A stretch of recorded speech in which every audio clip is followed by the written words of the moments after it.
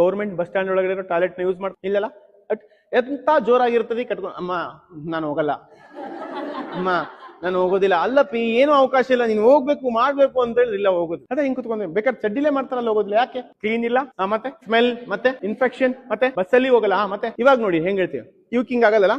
ನಾನು ನೀನು ಎಲ್ಲ ಅದಕ್ಕಿಂತ ಕೆಡ್ದಾಗಿರೋದ್ರಲ್ಲಿ ಹೋಗಿ ಬಂದಿವಿ, ಇನ್ಫೆಕ್ಷನ್ ಆಗಿಲ್ಲ, ಹಿಂಗ್ ಹಿಡ್ಕೊಂಡೇ ಮಾಡ್ ಬಂದಿವಿ ಅಂದ್ರೆ ಏನ್ ನಮಗೆ ಏನಾರ ಆಗತ್ತಾ? ಏನಾಗಿಲ್ಲ ಮೇಡಮ್. ನೀವ್ ಹೇಳಿದ್ರಲ್ಲ ರೀಸನ್ ಇನ್ಫೆಕ್ಷನ್, ಕ್ಲೀನ್ ಇಲ್ಲ, ಸ್ವಚ್ಛತೆ ಇಲ್ಲ, ವಾಸನೆ ಸ್ಮೆಲ್, ಅದರ ರೀಸನ್ ಅಲ್ಲ ಮಾ.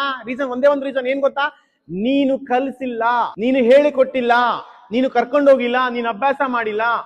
ನೀನೆಲ್ಲ ಏನ್ ಮಾಡಿದೀಯಾ? ನೀನೆಲ್ಲ ಚೆನ್ನಾಗಿರೋ ಜಗತ್ತನ್ನ ತೋರಿಸಿದೀಯಾ ಮಗುಗೆ. ನೀನು ತೋರಿಸಿರೋ ಜಗತ್ತು ಒಳ್ಳೆ ಜಗತ್ತು, ಚೆನ್ನಾಗಿರೋ ಜಗತ್ತನ್ನ ತೋರಿಸಿದ್ಯಾ, ಅದೇ ನೀನ್ ಮಾಡಿದ ಮೊದಲ ತಪ್ಪು. ನೀನ್ ಅನ್ಕೊಂಡಂಗೆ ನೆಕ್ಸ್ಟ್ ಸಮಾಜ ಇಲ್ಲ.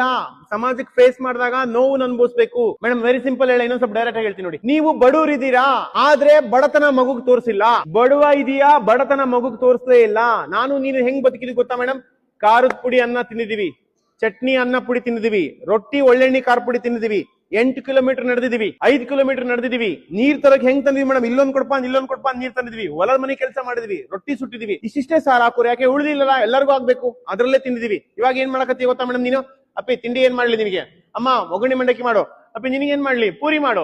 ಮಧ್ಯಾಹ್ನಕ್ಕೆ ಏನ್ ಕಟ್ಲಿ? ಅಮ್ಮ ಅನ್ನ ಸಾಂಬಾರು. ನಿನಗೇನ್ ಕಟ್ಲಿ? ಪಲಾವ್. ಅಮ್ಮ ಚಪ್ಲಿ ಎಷ್ಟ್ ಜೊತೆ? 9 ಜೊತೆ ಚಪ್ಲಿದಾವ್. ಬಟ್ಟಿಗೊಂದ್ ಜೊತೆ 9 ಜೊತೆ ಚಪ್ಲಿದಾವ್. ಸೊ ದಯಮಾಡಿ ಅರ್ಥ ಮಾಡ್ಕೊಳ್ಳಿ, ಮುಂದೆ ಈ ಮಗು ಪ್ರಾಬ್ಲಮ್ ಆಗುತ್ತೆ. ಅದನ್ನ ಕಲಿಸ್ತವ್ರು ಯಾರು? ನೀನೇ.